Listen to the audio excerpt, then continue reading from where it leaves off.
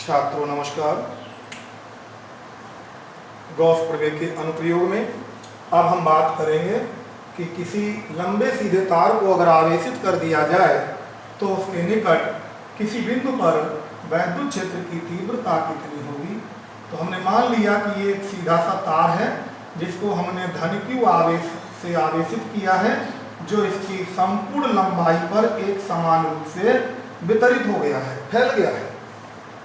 मान लेते हैं इसकी लंबाई कैपिटल L है, तो इसकी एकांक लंबाई पर जो आवेश होगा उसको हम कहेंगे रेखीय आवेश घनत्व। इसके लिए आप पीछे पढ़ चुके हैं, चिन्ह लेते हैं लैम्डा, तो ये हो जाएगा Q बटे कैपिटल L। इसे मान लेते हैं समीकरण नंबर 1। अब इसके निकट हमने कहा कि भाई r दूरी पर एक बिंदु P है, इस बिंदु P पर वैद्युत क्षेत्र की तीव्रता कितनी उत्पन्न होगी। तो तीव्रता सदिश राशि है जिसमें दिशा भी होगी, परिमाण भी होगा। तो पहले दिशा की बात करते हैं। आपने पढ़ा है कि अगर धन आवेश यहाँ पर है तो तीव्रता इधर को हो जाएगी, बाहर को, पर चूंकि तो बहुत लंबा है, यहाँ पर भी आवेश है। तो अब अगर हम ये कहें कि यहाँ पर एक छोटा सा खंड है इसका, ये इसके कारण जो तीव्रता होगी वो इसे मिलाने वाली रेखा के अनुदिश इधर हो जाएगी। अगर हम ये कहें कि ये हमारा जो है इसकी लंबाई dl है और ये यहाँ O से x दूरी पर लिया गया है, तो इसके कारण यहाँ उत्पन्न होने वाली तीव्रता भी dE है। अब ठीक इसी तरह x दूरी पर इधर भी हम ले सकते हैं, ये इसी टाइप का खंड dl लंबाई का, तो इसके कारण तीव्रता जो है वो इधर आ जाएगी dE। ये तो समझ सकते हैं आप, धनावेश से मिलाने वाली रेखा पर बाहर की ओर होगी, इसकी इधर हो गई। अब इनको अगर हम वियोजित कर दें, ये मान लें कि ये कोण थीटा है, तो ये कोण भी थीटा हो जाएगा। ये r है, ये x है, तो ये वाली दूरी हमारी हो गई यहाँ से यहाँ तक की √r वर्ग x वर्ग। इसी तरह इस भुजा की यहाँ से यहाँ तक की दूरी हो गई √r वर्ग धन x वर्ग। अब देखिए इस खंड से यहाँ तक की दूरी बराबर है, इसकी लंबाई बराबर है, तो इस पर संचित आवेश की मात्रा उतनी ही होगी जितनी की इस पर है, और यहाँ से दूरी भी उतनी ही है।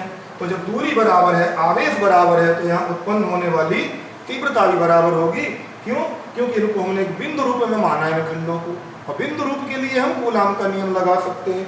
कूलाम का नियम कहता है कि E बराबर 1/4 पाई एप्सिलॉन 0 Q बटे r वर्ग, यानी कि दूरी का वर्ग। दूरी बराबर है, आवेश बराबर है, तो तीव्रता dE का मान भी बराबर हो गया दोनों के लिए।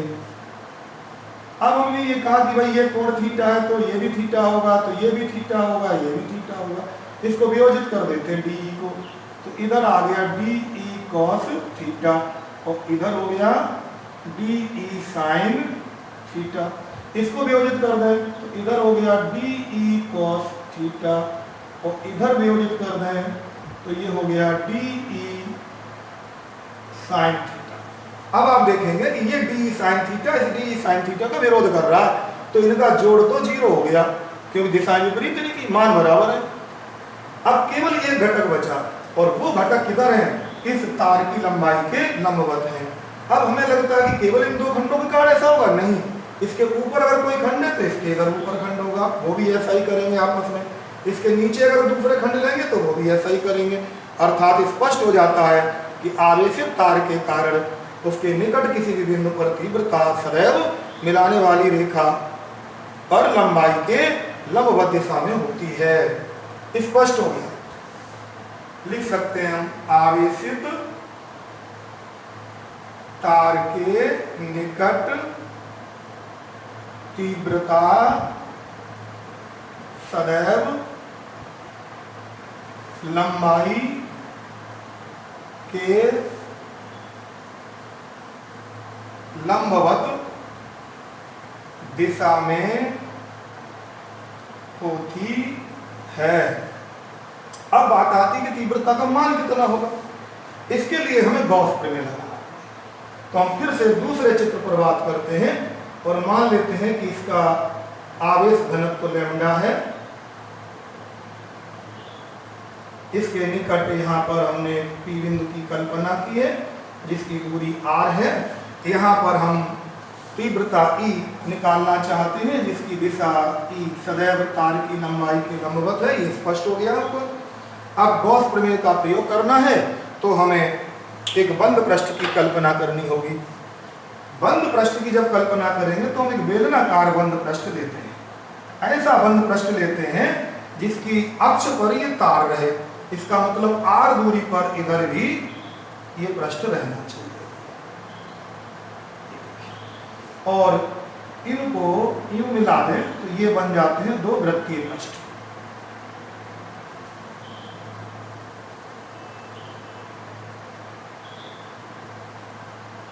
अब आप देख रहे हैं कि ये हमारा वक्र पृष्ठ है S1, ये हमारा वृत्तीय पृष्ठ है S2 और ये वृत्तीय पृष्ठ है S3। यहाँ पर आप देख रहे हैं कि तीव्रता की जो दिशा है E वो इधर को है और इसका जो क्षेत्रफल वेक्टर है dA वो इधर को है।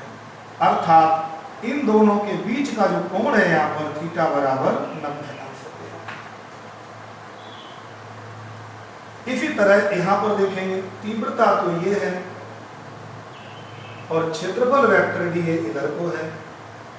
तो इनके बीच का ये कोण जो है थीटा बराबर 90 डिग्री हो गया। यहाँ पर इस S1 पृष्ठ का जो क्षेत्रफल वेक्टर है dA वो इस दिशा में है। तो यहाँ पर इनके बीच का कोण थीटा बराबर 0 अंश हो जाता है। मान लेते हैं कि इसकी लंबाई L है, छोटी L है। तो अब बात आती है कि इस काल्पनिक बंद पृष्ठ से, इसको हमने कहा है कि काल्पनिक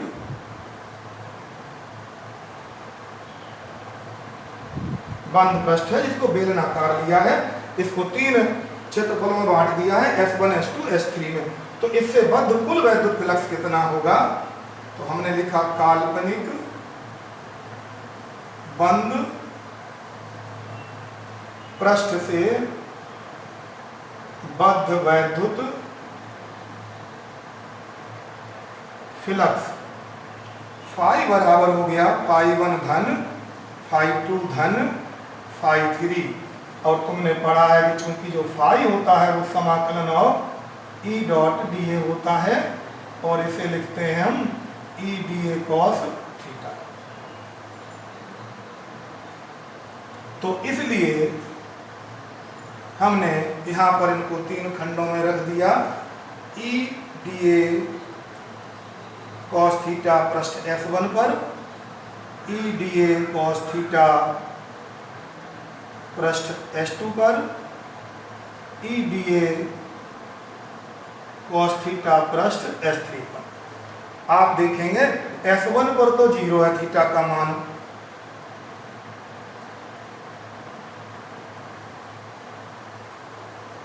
cos 0 अंश प्लस S2 पर 90 अंश है।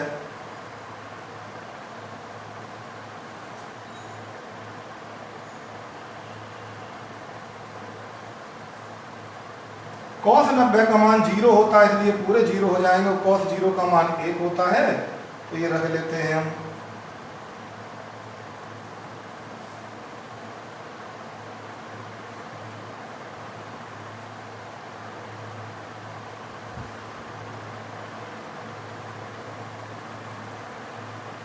तो ये 0 हो गए, केवल ये बचता है फाई बराबर, इसमें E का मान नियत है, E को बाहर निकाल लिया। क्यों निकाल लिया? क्योंकि इस तार से इस S1 पृष्ठ के प्रत्येक बिंदु की दूरी बराबर होगी। क्योंकि सपोज ये तार है, इसके चारों तरफ एक बेलनाकार पृष्ठ है, यानी डब्बा जैसा रख लें, तो उसके हर बिंदु की दूरी इस तार से बराबर होगी, R दूरी होगी सबकी। तो इसलिए तीव्रता E का मान वहां नियत होगा। S1 पृष्ठ पर E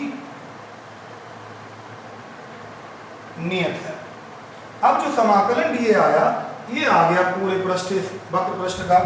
तो अब हम यहाँ लिख सकते हैं समाकलन ऑफ डी S1 बराबर, इसे कह सकते हैं वक्र पृष्ठ। और बेलन का जो वक्र पृष्ठ है ये होता है 2 पाई r और उसकी ऊंचाई l।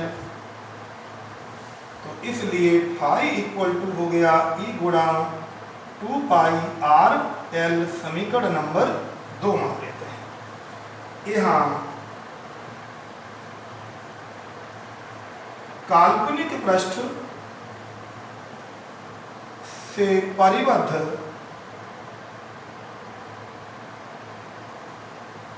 तार की जो लंबाई है वो स्मॉल l है। तो परिबद्ध आवेश कितना होगा? सिग्मा क्यू कितना होगा? तो देखिए एकांक लंबाई पर आवेश है लैम्डा, तो 2 लंबाई पर 2 लैम्डा, तो इसमें घिरा हुआ तार कितना है? केवल l लंबाई का, तो इस पर संचित आवेश कितना होगा फिर? l lambda. तो ये l लैम्डा हो गया। इसलिए गॉस प्रमेय का प्रयोग कर देते हैं। ये कहता है कि फाई बराबर सिग्मा क्यू गुणा 1/एप्सिलॉन। मान रख देते हैं, सिग्मा की जगह आ गया E गुणा 2 पाई r l बराबर सिग्मा क्यू की जगह l लैम्डा गुणा 1/एप्सिलॉन 0 के। तो l से l कट गया। अब जो आया उसको हम रखते हैं, यहाँ ले लेते हैं, जगह बना लेते हैं हम।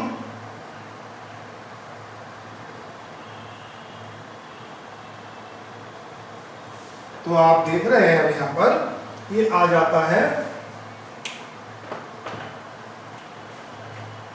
E बराबर 1/2 पाई एप्सिलॉन 0 के इंटू लैम्डा बटे l। इसको हम अगर इस तरह लिख लें 1/4 पाई एप्सिलॉन 0 के इंटू 2 लैम्डा अपॉन ये r है, यहाँ l नहीं r।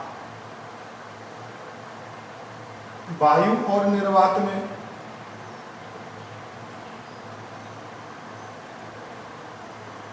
के बराबर 1, इसलिए E बराबर हो जाएगा 1/4 पाई एप्सिलॉन 0 2 लैम्डा बटे r। मात्रक वही रहेगा, न्यूटन बटे कूलम। अब आप देखेंगे कि ये मान जो आया ना 1/4 पाई एप्सिलॉन 0, इसका मान होता है 9 गुणा 10 की पावर 9, जो आप पीछे से प्रयोग करते आ रहे। एक दूसरी बात यहाँ देखने को मिली कि लैम्डा नियत है, ये सब नियत है, तो E इज प्रोपोर्शनल 1/r हो गया। यानी कि किसी आवेशित तार के निकट उत्पन्न विद्युत क्षेत्र की तीव्रता दूरी पर निर्भर करती है। दूरी बढ़ेगी तो तीव्रता घटती जाएगी। अतः इनके बीच अगर ग्राफ खींचेंगे तो हमको फ्लो गिरता हुआ प्राप्त होगा, जिसे हम चरघातांकी वक्र भी कहते हैं।